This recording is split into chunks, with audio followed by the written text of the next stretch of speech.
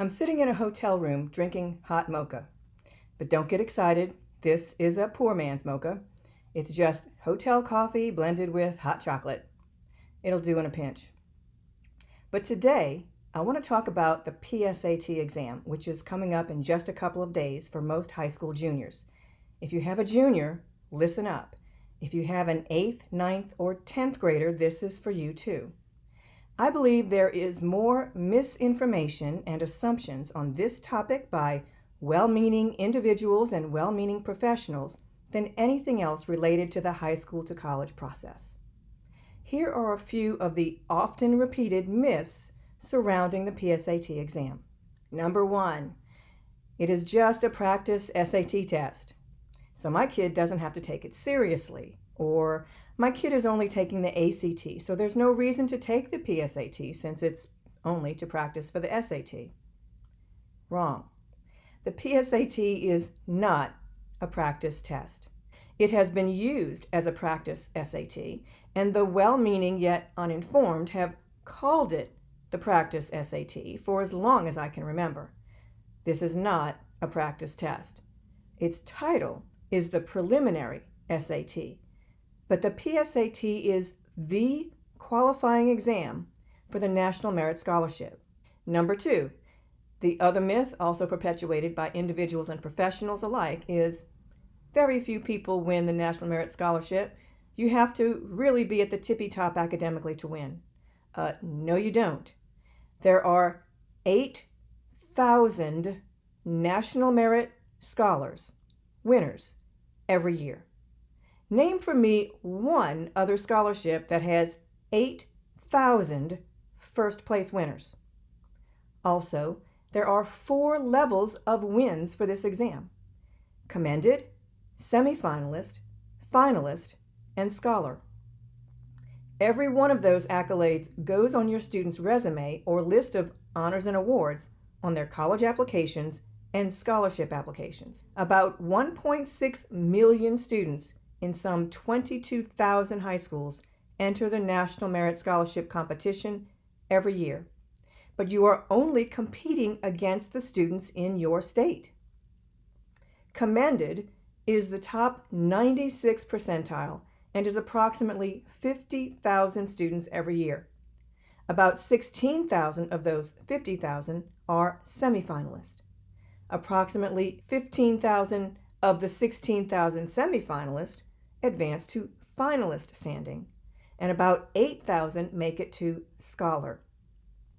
In addition, about 1,500 program participants who are below the finalist level receive special scholarships provided by over 400 corporate sponsors. I'm not done yet.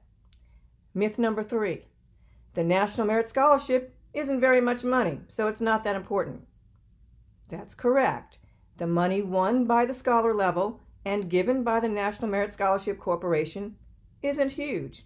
It's about $2,500.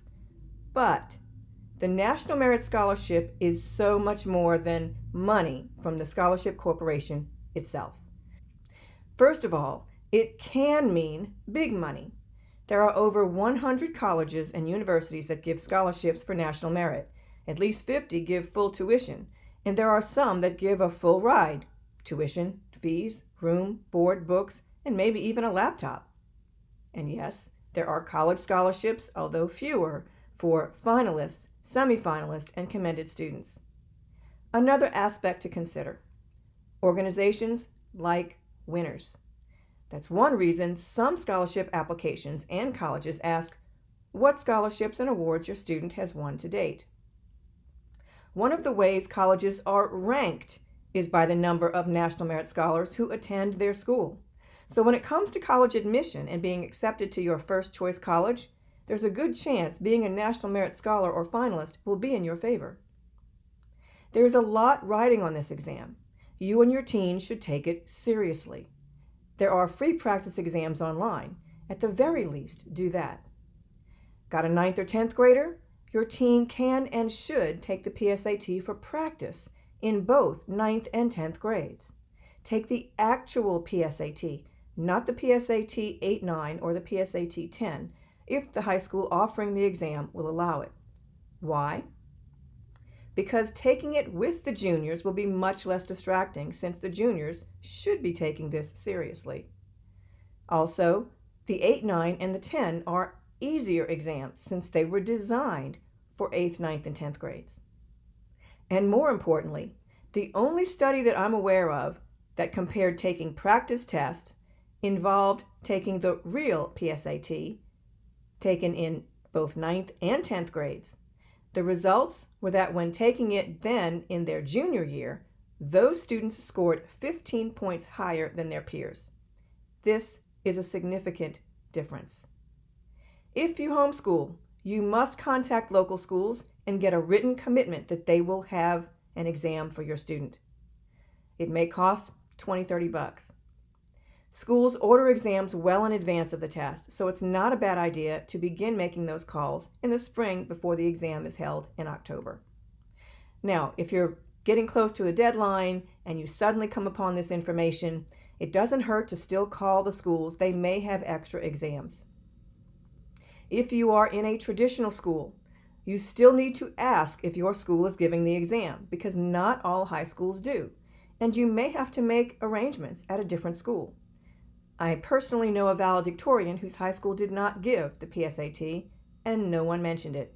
That's money left on the table.